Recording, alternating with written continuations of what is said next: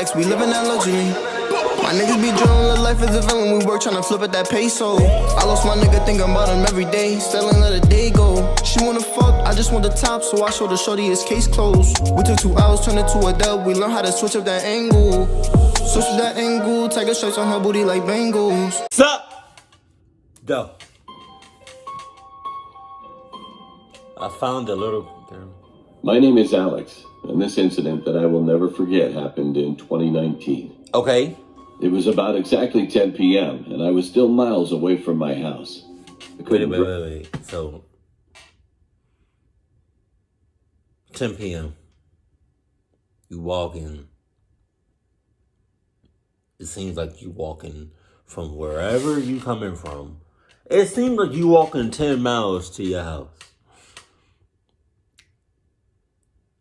At nighttime.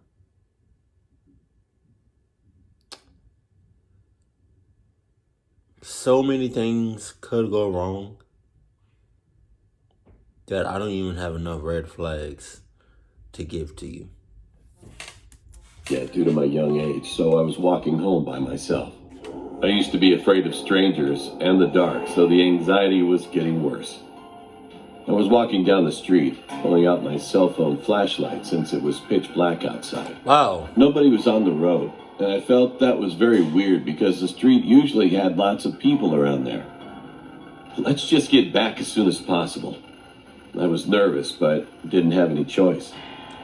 After about an hour of walking, I heard a sudden piercing scream of a young girl. What was that? I froze in place and my heart was beating intensely.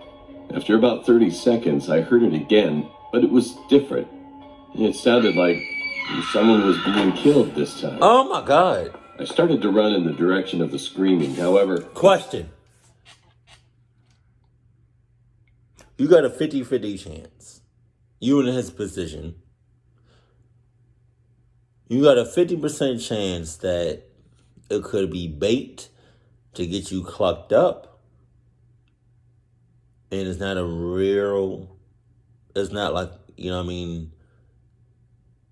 The girl is not in real danger. Or the other 50% is that she really is in danger. And you know what I mean? Helping her out. But it's like, it's just either it's real or it's not. I don't know. What would y'all do in that situation? Only stopped as soon as I arrived at the place. I was terrified at this point. Just then, I heard light footsteps. I shined my flashlight on, and to my surprise, there was a little girl crying with a bunch of stab wounds. Oh my God. The wounds looked serious, and she should have died already because of that. But she was alive. I asked what happened, and she told me that she was kidnapped by a guy at the Walmart when she was going to buy a drink. They covered my face and mouth and I passed out. She then said that she was in a van with 3 men inside. There's some other stuff I will not explain in this story because I think it's beyond normal crimes, and she doesn't want others to know what happened. So anyway, I couldn't leave her just like that, so I carried her on my back.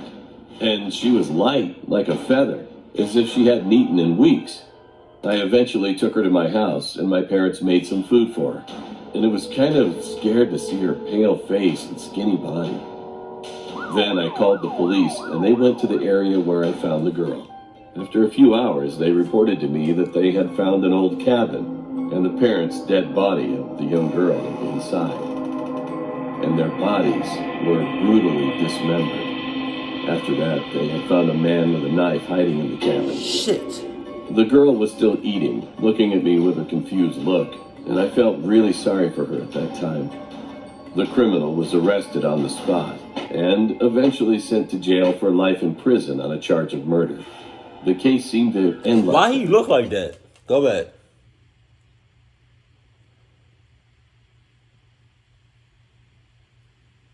Why he look sad?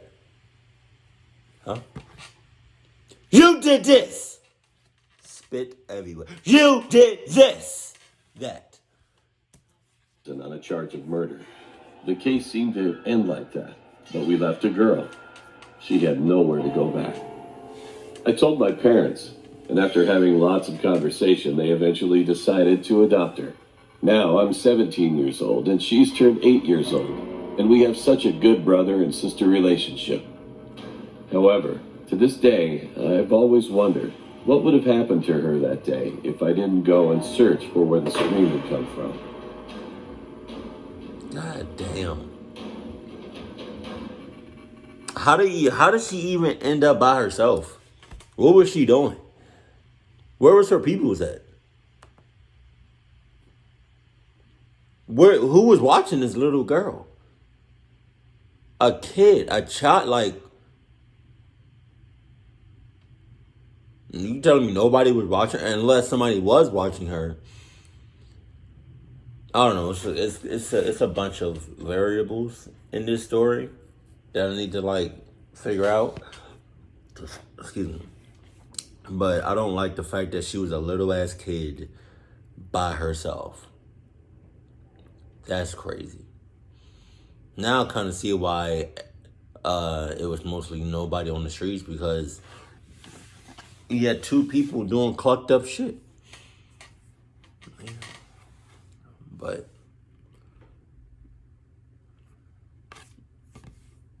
man,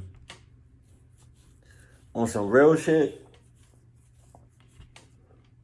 just if we ever out and about and you see somebody by themselves, especially if it's like a little kid, please help. But it's, I don't know, like help to a certain point, to a certain extent. You know what I mean? Because, like I said, on some real shit, it could be bait, or she could really be, or that person could really be in trouble. It's 50-50. Keep it cool, keep it classy, we love you, stay happy. Our family.